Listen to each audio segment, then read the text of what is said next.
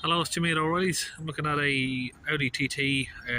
It's a 2-litre diesel TDI.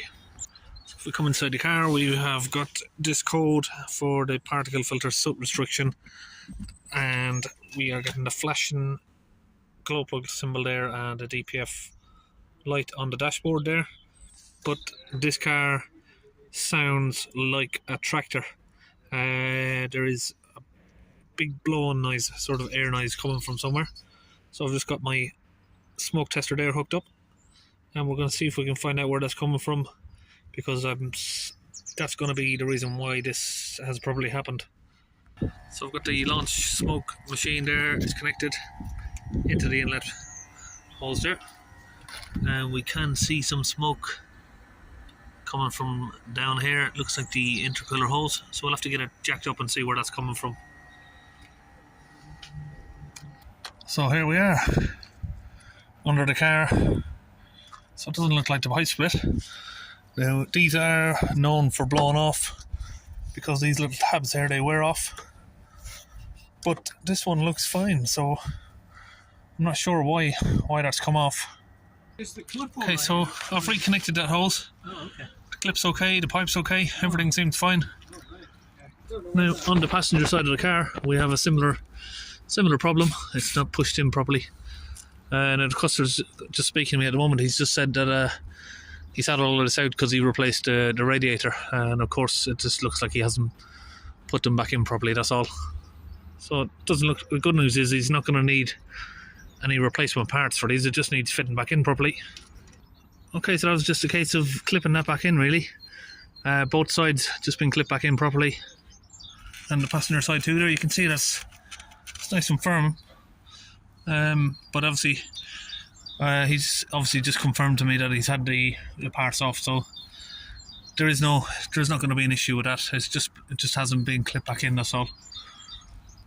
Okay, so I've already made a start here getting the sensor off. Used a little T30 bit there just to remove the screw from the bracket, and it only had a single 10mm bolt on here. One of these is missing. So what we need to do is figure out which one of these is the one that the fluid goes in. Now, a good way to notice on these type of sensors is one is skinny and one is slightly fatter. So the bigger hose is going to be the one where the fluid goes in. But if you have a car where you got both of these are the same size, you can use one of these. It's a digital manometer, and you just connect it to each hose and see which one has the highest pressure. So I've got the gun here connected up through the tube like that. We're using the launch DPF cleaning fluid, and that's connected through the gun. Now we can squeeze the trigger and get it pushed in there.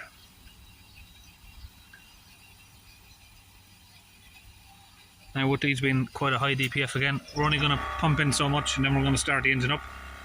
So we're just going to start the engine. Now we can get the rest of the fluid in here while the engine's running.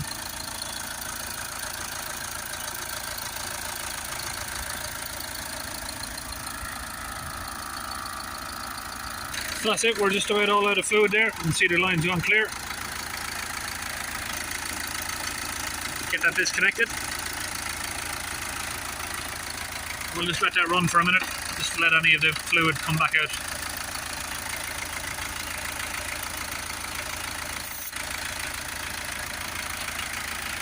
Once that's dried off, we can get the sensor back on. So now we just hold the revs up for around about a couple of minutes or so.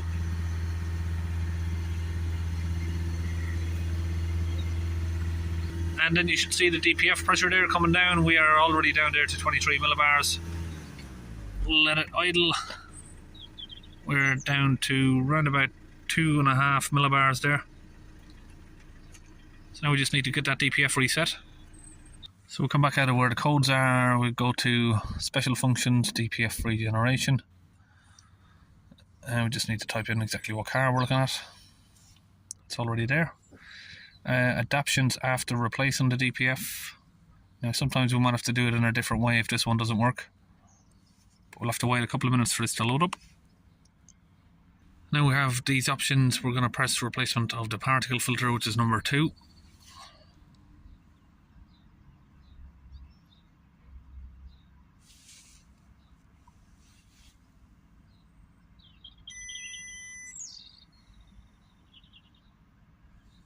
We switch the ignition off and press OK.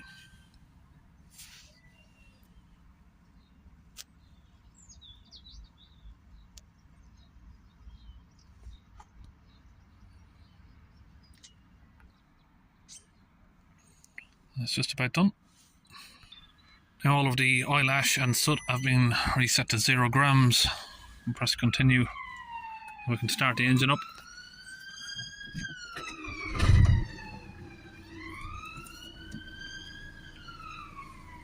And press continue.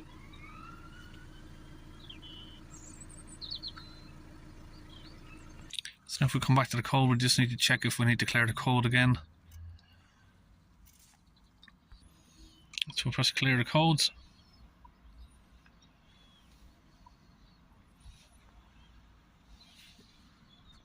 So now we just obviously confirm that we haven't got any fault codes. There we go. And we have no more flashing lights on the dashboard. We have around about 2 millibars on idle of the DPF pressure. So all is good. We don't sound like a tractor anymore. I mean, it is a 2-litre TDI. It doesn't sound brilliantly quiet, but it doesn't sound like it did earlier on. So you can imagine what that sounded like, that blowing noise from the intercooler hose there that was disconnected. Now, I know some people will say these intercooler hoses are known for popping off. I do know they pop off only when the tabs are worn off. These tabs look in perfectly good condition, and the customer has told me he's had the complete front end of the car off because he was changing the radiator, and he put that back together himself. So obviously he didn't just push it in enough until it clicked into place. So I think that's it. We're all about finished on this one.